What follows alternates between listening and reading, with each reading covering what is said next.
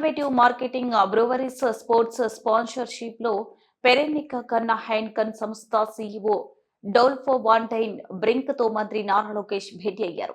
ఏపీలో beer manufacturing, FMCG సెక్టార్లో పెట్టుబడులు పెట్టమని కోరారు.